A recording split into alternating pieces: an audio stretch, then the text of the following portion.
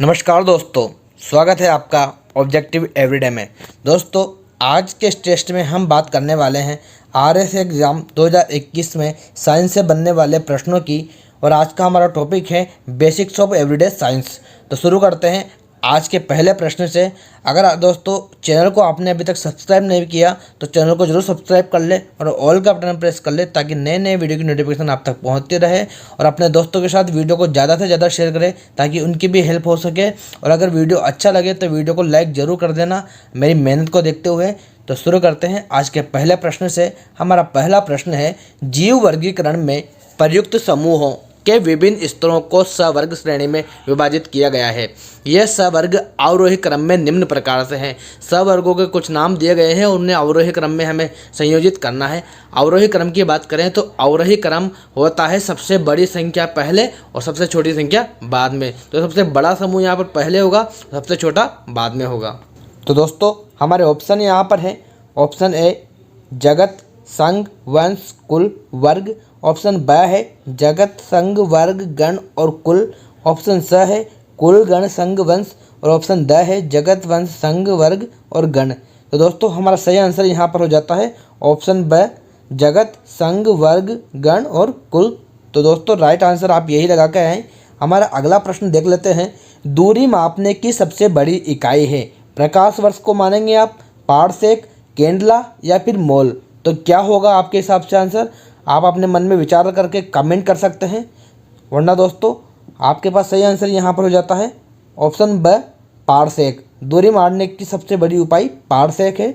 हमारा तीसरा प्रश्न है दोस्तों, यदि किसी मीनार से एक गेंद B1 को ऊर्ध्ववत नीचे तथा दूसरी गेंद B2 को क्षैतिज प्रक्षिप्त किया जाए तो दो गेंदों का पृथ्वी पर गिरने का समय क्या होगा? ऑप्शन है आपके सामने, दोनों का समय समान होगा। ऑप्शन ब है B1 का समय अधिक होगा। ऑप्शन स है B2 गेंद का समय अधिक होगा। या ऑप्शन द कह रहा है कुछ भी नहीं कहा जा सकता। तो दोस्तों यहाँ पर हमारा सही आंसर हो जाएगा ऑप्शन स, बी गेंद का समय अधिक होगा। तो ऑप्शन स बिल्कुल राइट आंसर है। हमारा अगला प्रश्न है, नॉन कोऑर्डेटा और इनवर्टेब्रेट में मूल अंतर क्या है? ऑप्शन अ है नॉन कोऑर्डेट में रीढ़ की हड्डी होती है जबकि इनवर्टेब्रेट में नहीं होती। ऑप्शन ब है दोनों में ही पृष्ठभाग पाया जाता है जबकि इनवर्टेब्रेट में पृष्ठ खंडों में बटा होता है। ऑप्शन स है दोनों में ही पृष्ठभाग नहीं पाया जाता। नॉन्टोकॉर्ड के अभाव को तथा वर्टेब्रल कॉलम के अभाव को इस रूप में प्रदर्शित किया जाता है। ऑप्शन द है उपरोक्त में से कोई भी कथन सत्य नहीं है। तो क्या हो जाएगा हमारे यहाँ पर सही आंसर? दोस्तों आप कमेंट करके हमें बता सकते हैं, वरना मैं आपको बता ही दूंगा। तो ऑप्शन स यहाँ पर बिल्कुल सही आंसर है, दोनों में ही पृष्ठभाग नहीं पाया जाता।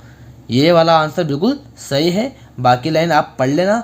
हमारा अगला प्रश्न है, निम्नलिखित कथनों में से सही कथन का चुनाव कीजिए। सही कथन का चुनाव हमें करना है। 3 कथन हमारे सामने हैं। तो कथन 1 की बात करें तो सभी द्रव गर्म करने पर आयतन में बढ़ते हैं, लेकिन जब जल को गर्म किया जाता है तो 0 डिग्री सेल्सियस से 4 डिग्री सेल्सियस तक गर्म करने पर आयतन घटता है और 4 डिग्री सेल्सियस के बाद आयतन बढ़ना प्रारंभ हो जाता है।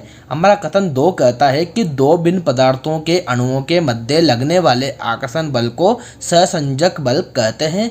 हमारा जो तीसरा कथन है वह कहता है प्रतिबल और विकृति के अनुपात को वस्तु की प्रत्यास्थता का यंग मापांक कहते हैं। तो कौन सा कथन यहाँ पर सही है या फिर तीनों कथन सही है? किस प्रकार से हमें आंसर देना है दोस्तों? देखो, ऑप्शन अ कहता है केवल अ सही है, केवल एक कथन सही है। ब कहता है केवल 1 और 2 सही है। स कहता है पहला और तीसरा 1 और 3 सही है। और द कहता है सभी सही है। तो कौन सा हमारा सही आंसर होगा दोस्तों? तो हमारा सही आंसर हो जाएगा यहाँ पर ऑप्शन स, पहला और तीसरा कथन बिल्कुल सही आंसर है।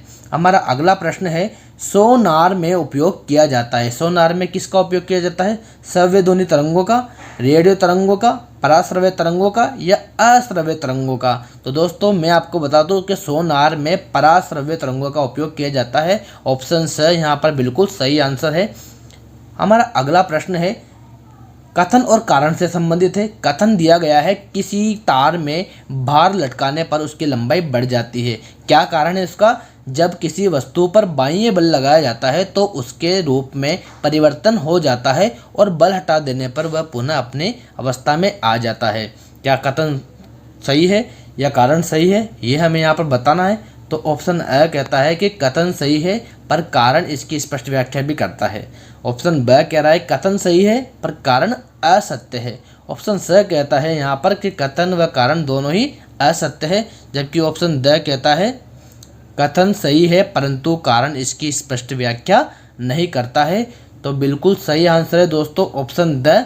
कथन तो बिल्कुल सही है पर कारण इसकी सही व्याख्या नहीं कर रहा है। यहाँ पर हमारा नेक्स्ट क्वेश्चन है, जीवों के नाम से संबंधित द्विनाम पद्धति में असत्य कथन है।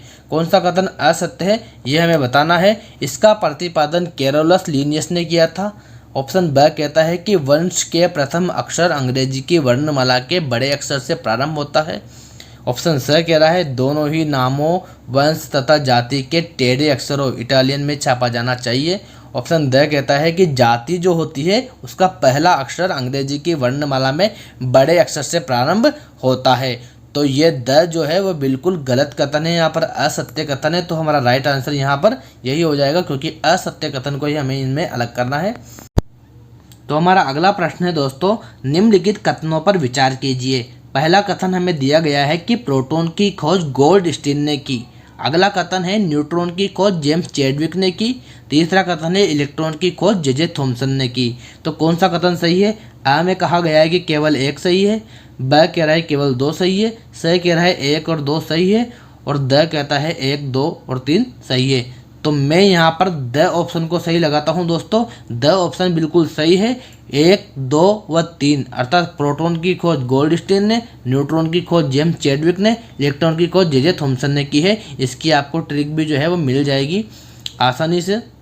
तो चौथा ऑप्शन बिल्कुल सही है, ऑप्शन द बिल्कुल राइट आंसर है मित्रों। अगला प्रश्न है, निम्नलिखित कथनों पर विचार कीजिए।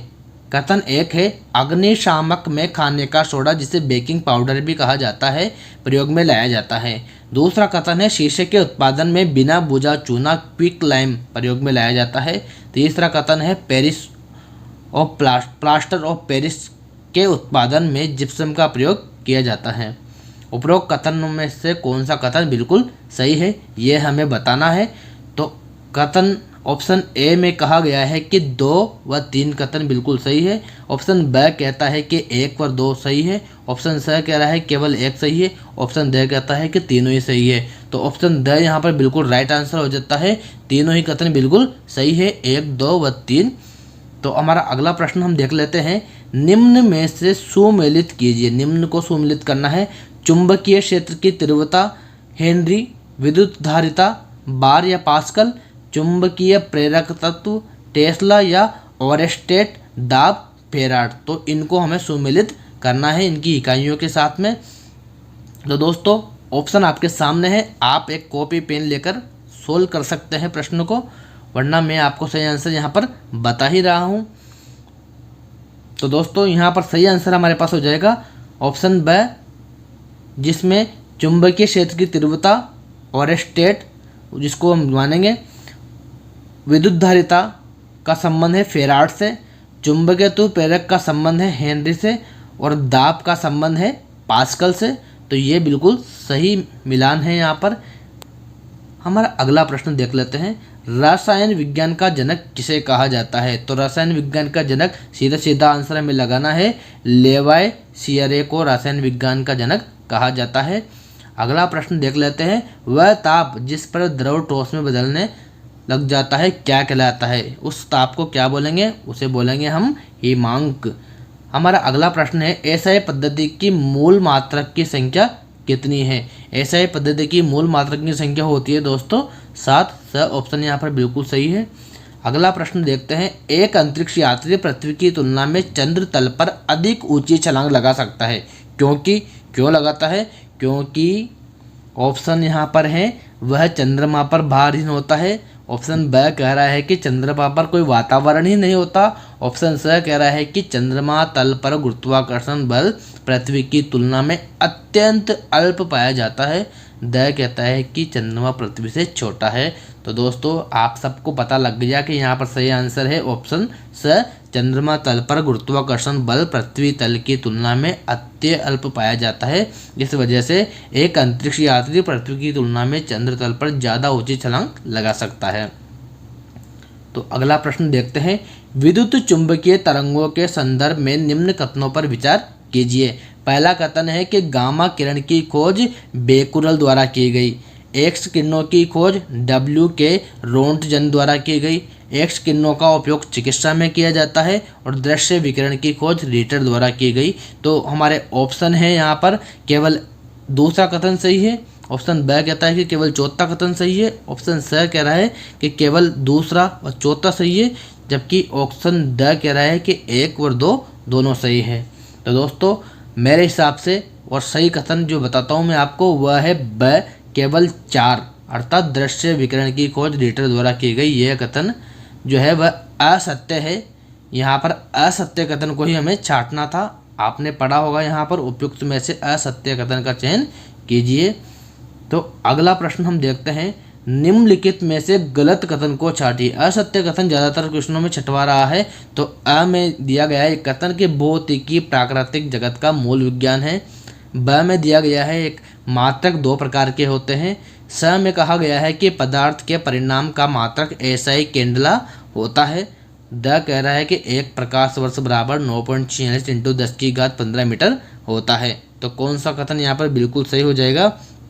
यह है हमारा आंसर स यहाँ पर हो जाएगा कि पदार्थ के परिणाम का मात्रक ऐसा ही मात्रक जो है होता है वह केंडला होता है। तो दोस्तों हमारा 18वां प्रश्न हम देख लेते हैं, जीव विज्ञान शब्द का सर्वप्रथम शब्द किसने प्रयोग किया?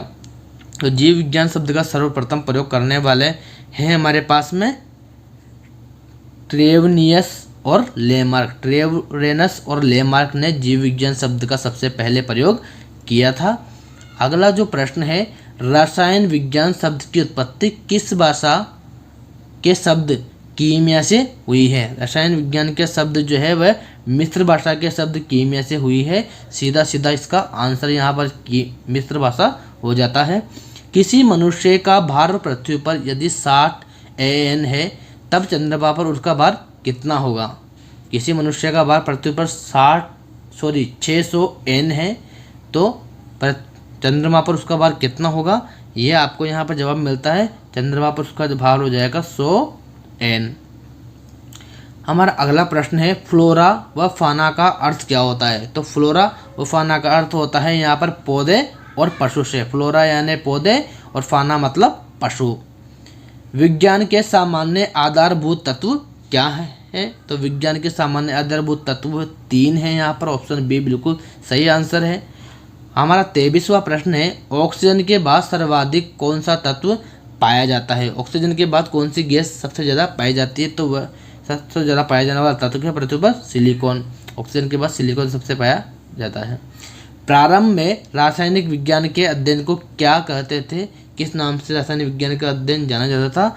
तो ये कहलाता था दोस्तों केमिटेकिंग। केमिटेकिंग रसायन विज्ञान के अध्ययन को कहा जाता था। इलेक्ट्रॉन का एंटी पार्टिकल क्या है? इलेक्ट्रॉन का एंटी पार्टिकल यहाँ पर हो जाएगा दोस्तों प्रोटॉन। बिल्कुल सीधा सा प्रश्न है यहाँ पर। तो प्रोटॉन इलेक्ट्रॉन का एंटी पार्टिकल है। हमारा अगला प्रश्न है, द्विनामकरण पद्धति के जनक निम्न में से कौन थे? कोल्डवास लीने, गेस्पोर्ट बुहिम, एंटोनी ल्यूवेनहॉक या कोई नहीं? तो कार्ल वॉन लिने यहाँ पर बिल्कुल सही आंसर हो जाएगा। ऑप्शन ए बिल्कुल सही आंसर है। हमारा 27वां और आज का अंतिम प्रश्न हम देख लेते हैं, ऊष्मागतिकी के उदाहरण निम्न में से कौन कोड का चुनाव कीजिए? कौन सा सही है, कौन सा कोड नहीं है? यहाँ पर यह हमें सही नहीं कोड का चुनाव करना है, असत्य कोड का चुनाव करना है। कथन एक कहा गया है कि किसी निकाय को दाब, आयतन व ताप की एक अवस्था से दूसरी अवस्था में ले जाने के लिए जिस प्रक्रिया को अपनाया जाता है उसे ऊष्मागतिकी निकाय कहते हैं। जबकि कथन 2 कह रहा है कि शुष्क बर्फ को बनाने के लिए कार्बन डाइऑक्साइड को अचानक प्रसारित किया जाता है। ऑप्शन 3 है, कथन 3 है। ऊष्मागतिकी के प्रथम नियम को ऊर्जा संरक्षण का नियम भी कहते हैं।